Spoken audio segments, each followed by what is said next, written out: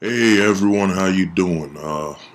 Like everyone else, I've been watching what's going on the news with the protest, the looting and rioting and all that. And I just want to start off by saying that I'm in no shape or form affiliated with any news stations or anything, so I don't have any reason to be chained or hold back what I'm about to say. I'm going to keep this unfiltered.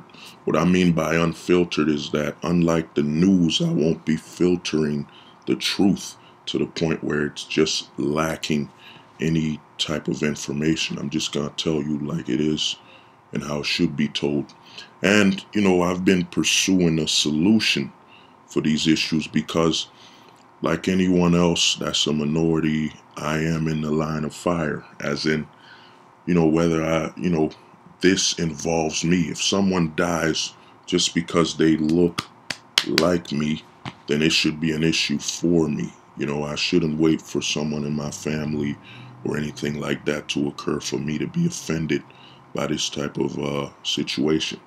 Now, what I've figured out is, in searching for a solution, is that I found it. I believe that I found it. And if anyone has anything to add to it, it's a positive thing. That's what we have to do. We got to conversate.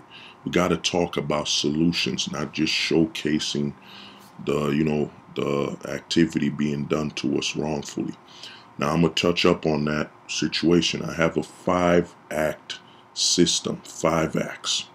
Now, before I touch up on this, let me just touch up on one thing. The media is perfectly fine with showcasing on a national scale of black people, minorities being shot and killed by white police officers and so on. The reason they're fine with that is because they're feeding to those white supremacists that we can kill them. And what I mean by that is, if you notice, after covering the deaths of the people, they minimize their coverage to minimal to nothing when it comes to showcasing the people coming up with a solution, searching for answers, demanding answers. The reason for that is that they want to instill in the minority community that, and I mean subconsciously, they want to administer that what's happening to these people is the norm, that you should accept it, that you should be okay with it as long as it doesn't harm you. And they feed this subconsciously until it becomes a conscious thing, where you see a lot of black people, Spanish people, Asians, Indians, and so on, just walking around like these issues don't affect them because, they haven't been shot yet, or one of their family members hasn't been shot yet. And at the same time, this, to the white supremacists at large, it feeds the notion that what they're doing is okay. It's acceptable. And, it's their right. It's their right as white Americans. Now, I'm going to touch up on another thing. Now, why am I talking about white supremacy? Well, I'm not going to cover or showcase any proof. If you want the evidence, you could go on the internet yourself and see this yourself. Now, in this country, it's okay for Ku Klux Klan members to advertise that they need more members. They can recruit in the public eye. They can even showcase images of blacks being shot or killed. Such as, I was watching something online where I saw people at a gun range selling, shoot Negro. You know what I'm saying? So now, what does this have to do with it? You got to understand that it's okay for domestic terrorists to be at large, especially when you consider the Ku Klux Klan's history, which is over 50 years, it's over 80 years of history of domestic terrorism. Now, then you get something like an ISIS, where, they commit, terrorism and whatnot, and what happens is the government immediately comes after them, tries to put them in prison, tries to wipe them out, while those in the Ku Klux Klan members, those who are at home and at large, nothing happens to them. Now, the reason for this. And the way I look at it is, who is in charge of this country mostly? Who are the political figures? I mean, in this country, we're still having the first black mayor in this state and that state and so on. So you gotta look at it like this. If you don't incarcerate or imprison or punish the Ku Klux Klan members or those white supremacists, you don't, what I'm saying, you don't make it look bad for your own culture. And what I mean by that is, look at it that most officials in this country, political figures, are, let's be honest, they're white, so, but I'll touch up on that on another video. Now, let me get to the solution to the protesting. What I've figured out is that, and I've been saying this for months to years, in fact, I've been saying this for years, the problem we mostly do is that we protest, we're angry, what I'm saying, we go around angry, we're yelling, but we don't have a proper list of demands, or, we don't have a solution to the issue.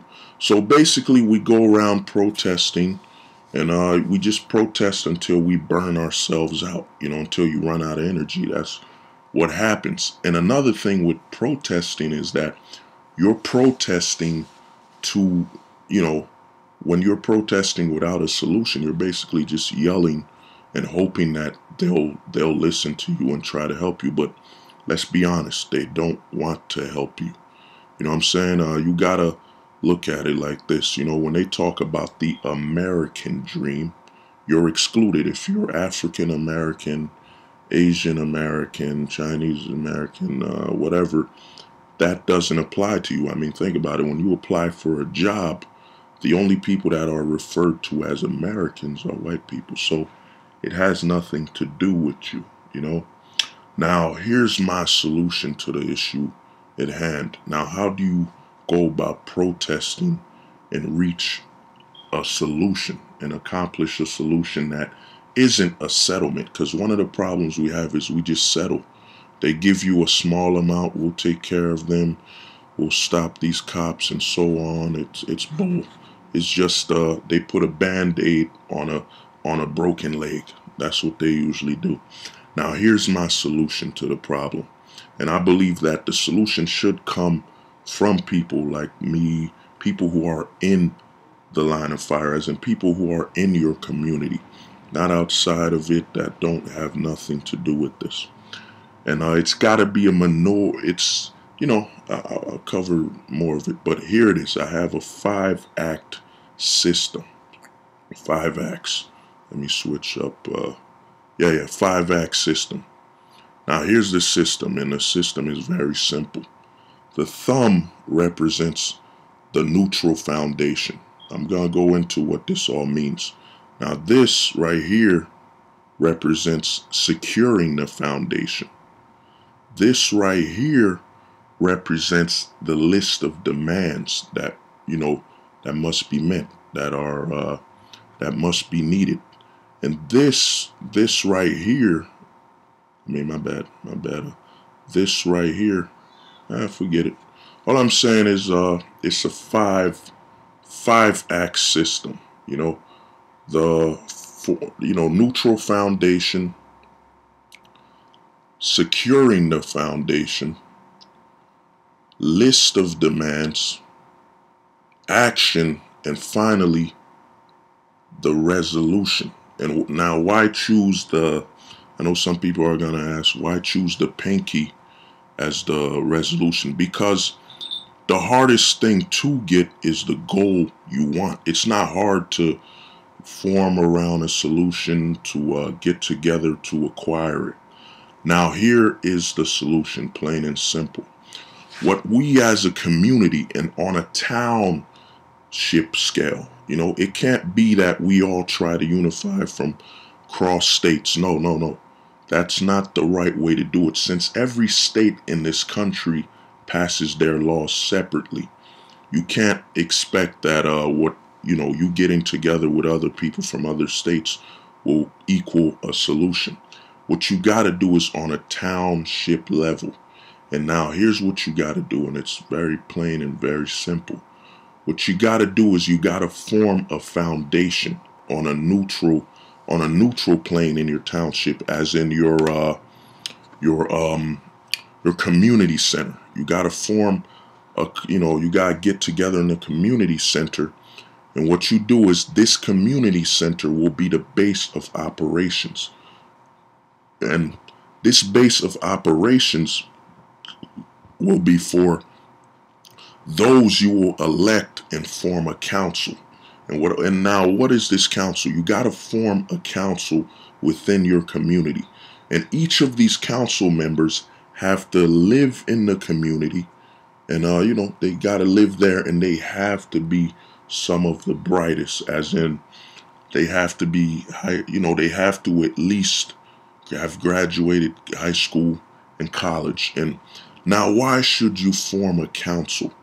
The reason you need to form a council is that it needs to be neutral ground, as in, to do something, we got to put religion aside, we got to put gender aside, sexuality. We have to put all of that aside, because everyone that lives in a community shouldn't be judged by what they believe and whatnot. It should be, we want to make our community the best it can be. Now, what you do is, you make this community center the form of, it's the main place of operations. And what you do is, in this township, you host a election. And with this election, you elect, similar to the presidency. When I went to college, we had this same system in organizations. With this community organization, you elect a secretary, a president, a vice president, and I forget the word. Treasury. You elect these members from within your community.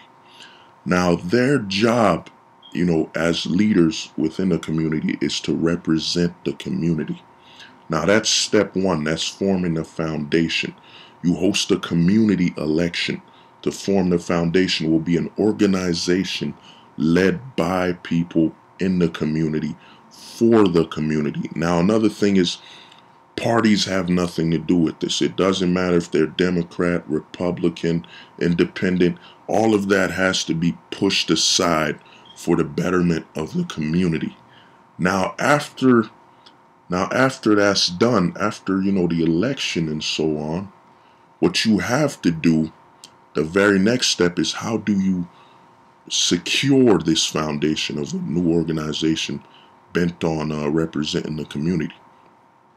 What you got to do, once you have the treasury, the secretary, the vice president and president and so on of this community organization, is that, from within the community, excluding anyone outside of the town, only people in this town can vote for these members of this organization. Only people in the community. It can't be that they've lived here 5 years ago. If they're not currently living in the community, or should I say, the township, they do not have a right to vote within the township. Now, here's how this will work. After you've gotten your treasury, your secretary, your vice president, and president of this newly formed community organization, now what you need to do as a community is start funding it. One of the problems we have, and I've seen it, is that a lot of people protest, but there's not a organization that's being funded by the community that's protesting, at a very close level. And what I mean by that is, what we've got to do as a community, as a township, is that we have to do it like this. Anybody below the age of 21, the requirement will be that $5 a month be put from that parent or guardian or so on, into this organization's funding. And now anyone 21 years old, anyone 21 and up, has to put around $10. And now they can put extra if they want. If they want to put at least a maximum, the minimum requirement will be for anyone 21 and up would be $10. And while anyone below 21, it'll be the minimum requirement will be $5. But anyone wants to put extra, like let's say somebody's wants to put more money, they would put maybe if for anyone 21 and up, they can put 15 to at least $20, and anyone 18, below 21 could put $5 to 10. The reason you want to fund this organization is that it's gonna step into my next step. But before I cover that, is that you want to have money coming into this system. And let me go into why you want this money. And this will be part of the second step. And the second step is securing this organization and foundation. And what I mean by that is that by putting funding into this organization for the community, you can now hire people to secure the community. Now, we all know with the issues with the police and the fact that, let's be honest, they're not gonna change anytime soon. It's not gonna happen. So what you have to do, and this borrows from the militias, and it borrows from the Black Panther Party. What you have to do with the money I was talking about in step one, act one, is that now with this extra money being put into this organization by the township, you can now hire a community enforcement. And what I mean by community enforcement is that you hire a set of people within. It can only be within the community. You hire a set of people, and their jobs are to walk around the community, and like the police, they would have cameras, they would have recording devices all over their body. And funds from the organization formed by the community would pay these people. And their job would be similar to a security guard. Their job would be to walk around the community. Also, they have to be armed. So these officials within the community have to have gun licenses and so on. Now let me get to why. The reason they have to have gun licenses is their job will be to walk around the community. And cover the entire township. You'll have to have multiple people and so on. And they'll go around the community, and their job is to ensure that, no officials, no police, no one is abusing their authority against anyone in the community. And the reason they'll be armed with cameras as well as guns, firearms, is that if a police officer is abusing his authority, these people can tell them, they can warn them to get off. And with the camera on them, they can actually show footage of them telling this officer that they're abusing their authority and that they have to get away from the person they're abusing. And them being armed, if this officer seems like he's about to take fatal force, they can actually, attack this officer and take him out. You know what I'm saying? This is all precautionary, if this occurs. And they'll have a camera on themselves as well as recording devices on their suits that would be funded by the community. And this community enforcement would only apply to the township. It would act like basically like a security guard. I've worked security, and we were given certain areas for us to, we walk around, we observe and report. And there were armed security guards, and the jobs of the armed security guards were similar to us security guards without weapons, but they could take, they could administer legal, fatal force if necessary.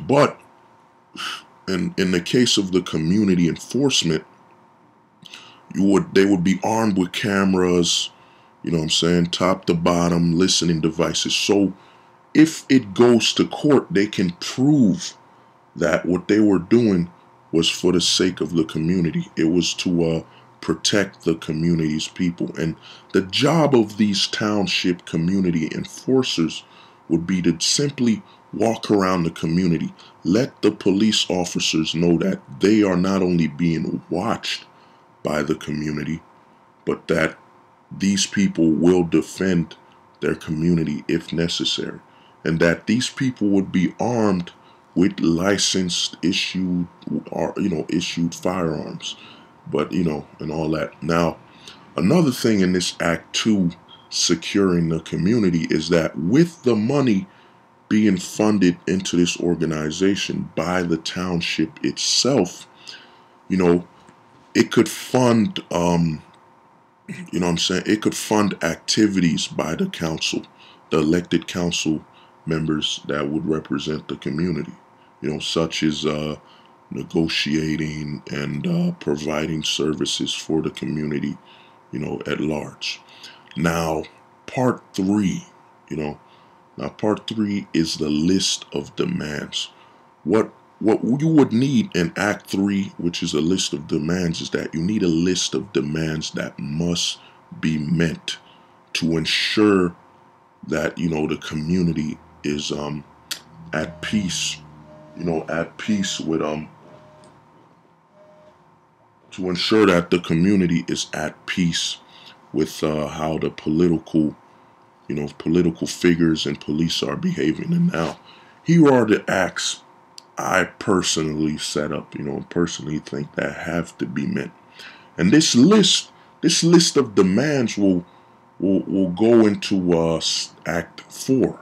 Act 4 will be how do you get these list of demands done. Now, we're still on Act 3, and Act 3 is the list of demands. Now, what must be meant is that, and I'm going to touch up on the police first. What must be meant is that 30 to 40% of the police officers in a town must live in that town. The reason for this is that they would be more aware of the townsfolk and how people interact and how they behave with each other. They would be more at ease in that community since they are a part of that community. Now the remaining, since it will be 30%.